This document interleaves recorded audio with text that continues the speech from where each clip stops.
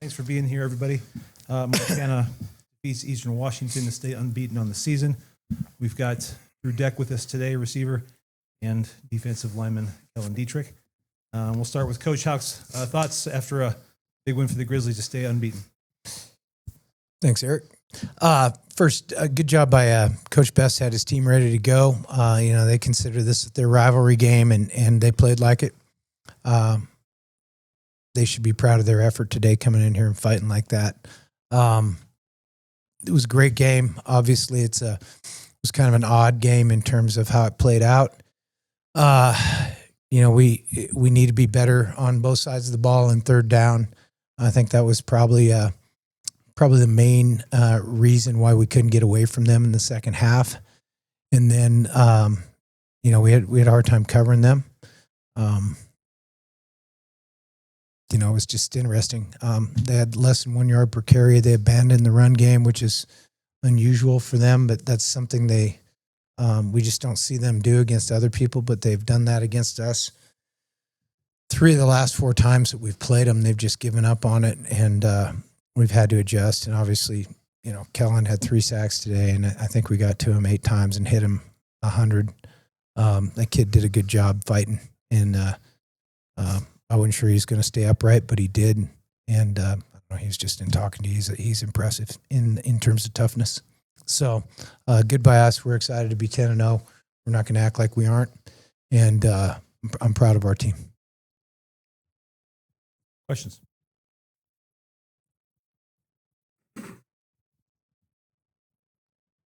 Kellen, Coach mentioned the pressure. You guys got a ton today. I think 8 sacks, and I don't even know how many hurries. So what was that a product of? How are you guys able to put so much pressure on the quarterback? Well, I'm going to start off by saying God is good. He's really great to this team. But then going into the football aspect of it, we have a lot of great football players on the defense. And then when you have that many great football players, it's going to attract double teams, and then guys are going to get one-on-ones, and we just got to maximize our opportunities with that, and that's what we did today. Coach, similar thing. I mean, how were you guys able to manufacture, I guess, have so much pressure just on their quarterback? Well, a lot of it was 4-man rush. That means we're covering and making him hold it. I thought he was certainly more effective, like all quarterbacks, when he was able to get rid of it quick. When we made him hold it, then we were getting there and winning up front. Drew, that first punt return, I think maybe the only time they kicked it down the middle. They were trying to get out to the boundary. In fact, that's what Coach Best said. Just can maybe take us through that return and how close it was to popping up. Yeah, absolutely. Those guys on that unit been working real hard. So it was good to get a ball and get an opportunity. That's just a product of 11 guys trusting their coaching, trusting the coach or the coaching that we take, going out there and put it to work. I guess 10. Yeah, I got to pick my dang knees up. But yeah, I mean those guys do a great job. We take our coaching and yeah. Bobby, can you talk a little bit about what on that? Not only that play, but got some important passes. Yeah, Drew obviously had a good day. It's good. It's good to play well in the game. It's also nice when you're good on the stat sheet, which he was today. I actually think his second punt return, they were trying to kick at the boundary, and we went there, and I think they only had one left. It was, so we had some error in that one, and just didn't quite get it going. But Drew did a good job. He stayed alive on some of the scrambles. He did good on some of the over routes. He just did a really nice job. I haven't watched the run game, but I'm sure he worked his tail off in the run game as well. Coach, just the evaluation of, the offense early on, it seemed like, they couldn't be stopped. A little bit different in the second half. Just your thoughts on kind of the struggle to get first downs in the second half. Yeah, Again, it goes back to third down a little bit, which oftentimes you need to reflect on what you did on first down, putting yourself in a rough position. Early in the game, we were much more effective on first down, and we were getting behind the chains a bit the second half.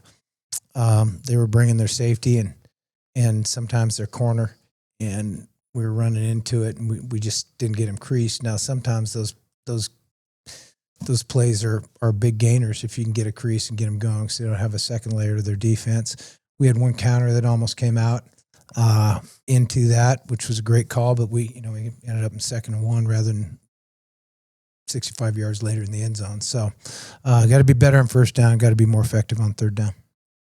The onside kick, just walk me through it from your perspective. We have a player assigned to that, and he didn't make the play. And then, Specifically, that's what his position's called, the bunt player. Yeah. and then overall, just pass defense. So you get any recommendations on that one? Okay. That's my forte. We can't really assign 2, so unless they'll let us play with 12, but they usually catch us when we try that. So Overall, just thoughts on pass defense. pass defense. I don't know. I'll have to watch the film. I thought that we got 8 sacks. It wasn't because guys were running wide open. But we didn't. There were times where we didn't cover them well enough. They won on the ball. Again, we're down a few secondary guys, like quite a few. So there were times where we didn't make the play on the ball, and they did. And there was times where we covered him up, and he got 3 sacks with 5 more with his buddies. Coach, after the onside kick, could you just maybe walk us through what the last 60 seconds were like and just, what you guys were trying to do, what you're trying to stop, and just how that all went down leading up to that last play? Well, when you get into that situation, I mean, as I mentioned, they abandoned the run game and they had no timeouts. So I actually didn't realize they had called pass interference on that play. Wondering how they got the ball to the 14 from the 29 or whatever. But, it's always with no timeouts, changes for them, changes things a little bit in terms of coverage or pressure. We threw a variety of 4-man rush at him and ultimately got him stopped. When that last play happens and it's kind of chaos, just what were you seeing on that? And Well, nobody was talking to me. I had to ask Best if the game was over. It says the game over. Everybody's standing out there and I'm looking around. I didn't know if the game was over or not. Kellen, for you, just from the player's No, perspective. I mean, it'd be great if they talked to me. But yeah, who am I? Kellen, when you're out there playing, in that final drive and the sequence, and like Coach has mentioned what you guys were doing, just, what's it like from the player's perspective when it is chaos and, big plays, penalties, everything going on that final drive? I just feel like we're trained in so many different ways and we prepare in so many different ways for things like that. The one thing I would say that we never prepared for is for them to review it and call the game for us maybe to come back out. So it was tough for us trying to get ready for that. It'll be next August, huh? Yeah.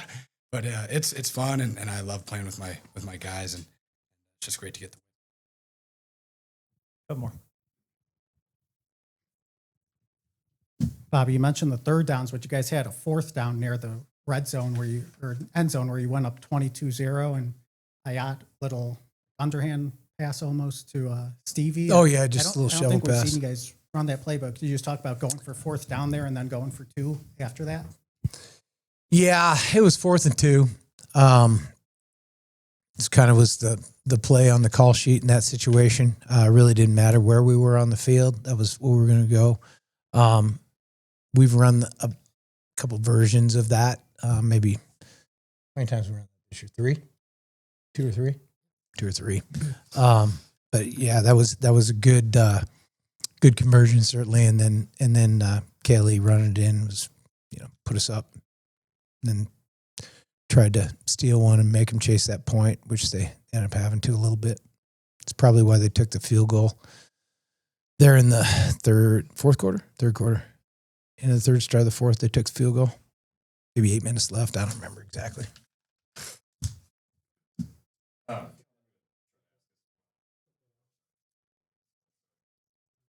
I'm going to try to ask this well. So, Jake Skockel had a huge game for Eastern.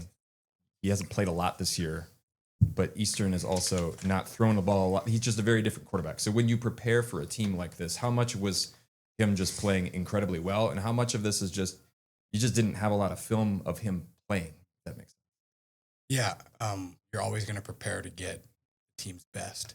And when you come in here, whenever we play, we always prepare to play their best. So I think that's what we did. got the win. So that And then, Coach, you've seen a lot of really good Eastern quarterbacks play over the years. I'm just curious a little bit more for your thoughts on Skakel and just seeing him live, and what did he look like for this Eastern team? Well, like I said, I appreciate his toughness because he got knocked around pretty severely today. You know, they threw it 63 times. I don't know. I mean, that's wild. Most of it was underneath, you know. And, I really, and that's for them to analyze how they thought he played. But I appreciate him as a competitor, certainly. Thanks, everyone. All right. Thanks, guys.